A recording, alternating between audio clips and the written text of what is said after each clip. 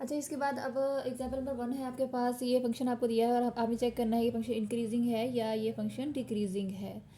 तो हम चेक करने के लिए इन स्टेप्स को फॉलो करेंगे। सबसे पहले हम फंक्शन का डेरिवेटिव ले लेंगे,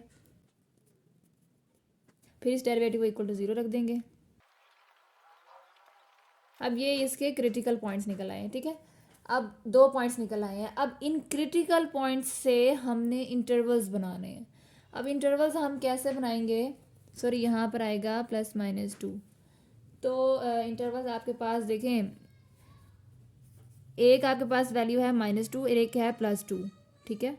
आपने सबसे पहले -∞ से शुरू करना है, हर इंटरवल -∞ से शुरू करना है और उसके बाद जो आपके पास इंटरवल्स की पहली वैल्यू है आपने वहाँ तक जाना है, -2 तक। ये आपके पास एक इंटरवल बन गया। फिर ये दोनों वैल्यूज़ का आपने लेना है, -2 से 2, एक ये इंटरवल बन गया आपके पास। फिर आपने आखिरी वैल्यू को उठाना है और इन्फिनिटी तक जाना है, ऐसे। तो ये आपके पास कितने इंटरवल बन गए, 3, -∞ से -2, -2 से 2 और 2 से इन्फिनिटी। ये आपके पास 3 इंटरवल्स बन गए। अब आपने इन तीनों इंटरवल्स में चेक करना है कि फंक्शन इंक्रीज कहाँ पे हो रहा है, डिक्रीज कहाँ पे हो रहा है। तो आपने ये बताना है। अब आप ये देखिए, नंबर लाइन ड्रॉ कर लेते हैं हम। ये यहाँ से इन्फिनिटी, ये -∞ कर लें, ये +∞ कर लें। एक -∞ से -2 तक, -2 से 2 तक और 2 से इन्फिनिटी तक, ठीक है। ये इंटरवल आपके बन गए हैं। अब हमने हर इंटरवल में बार बार चेक करना है, तो कर लेते हैं चेक। ये इंटरवल उठाती हूँ, 2 वैल्यूज़ लेती हूँ, -2 से -∞ तक कोई 2 वैल्यूज़ लें। -3 -4 से बड़ी है, यानी हमारी ये कंडीशन फुलफिल है।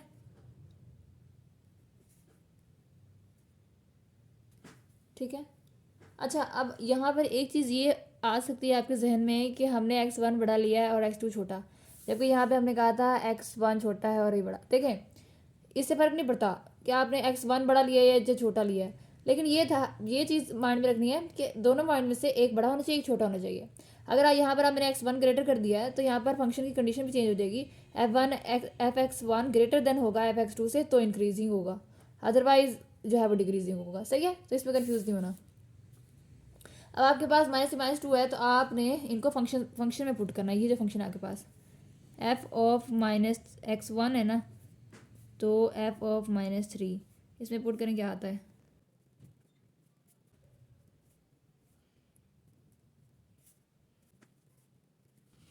इसका आंसर आपके पास आ गया 14। अब इसी तरह ही मैं x2 में पुट करूँगी। अब हमने क्या नोटिस किया है, f(x1) आपके पास क्या था,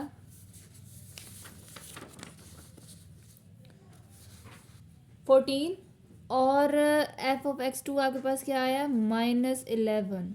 हमने x1 ग्रेटर लिया था x2 से, और f(x1) क्या है, वो भी ग्रेटर है f(x2) से। इट मीन्स कि आपके पास पहले इंटरवल में फंक्शन जो है वो इंक्रीजिंग है। ठीक है, ये हो गया।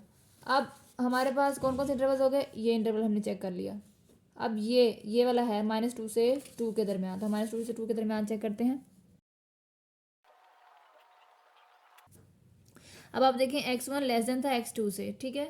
तो आपके पास f(x1) वो क्या आया है, -16, और f(x2) क्या है आपके पास, -21। तो -16 छोटा है या -21, ऑब्वियसली -21 छोटा है। लेकिन ये छोटी वैल्यू किस पे आ गई, बड़ी वैल्यू पे, यानी x=2 बड़ा था और -21 छोटा है, तो ये चेंज हो गया। यानी ये देखें, x1 वाली वैल्यू बड़ी आ गई, तो ये साइन चेंज हो गया, ठीक है, ये इनइक्वालिटी चेंज होगी। तो ये फंक्शन क्या होगा, इंक्रीजिंग। ठीक है। अब हमारे पास ये देखें, ये इंटरवल भी हो गया। अब हमारे पास 2 से इन्फिनिटी का इंटरवल रह गया है, तो हम 2 से इन्फिनिटी का इंटरवल पे भी चेक कर लेते हैं।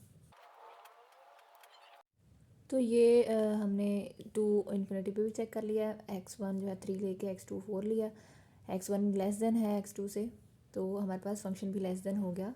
फंक्शन ऑफ x2 के, तो ये फंक्शन हमारे पास इंक्रीजिंग हो गया। अब आप ये देखें कि ये जो इंटरवल था आपके पास, ये जो हमारे पास इंटरवल बनाया था हमने -∞ से -2 के दरमियान, इंटरवल क्या रहा हमारा? इंटरवल रहा इंक्रीजिंग फंक्शन, सॉरी हमारा फंक्शन इंक्रीजिंग रहा इसमें, ठीक है। तो हम यहाँ लिखेंगे फिर -2 से 2 के दरमियान हमारा फंक्शन हो गया था डिक्रीज़, -2 से 2 के दरमियान हमारा फंक्शन डिक्रीज़ हो गया, और 2 से इन्फिनिटी के दरमियान हमारा फंक्शन क्या रहा? इंक्रीजिंग।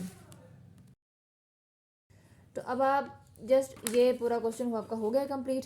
आप इसमें एंड में स्टेटमेंट भी लिख सकते हैं कि -∞ से ये हमारे पास इंक्रीजिंग है, ये डिक्रीजिंग और ये इंक्रीजिंग।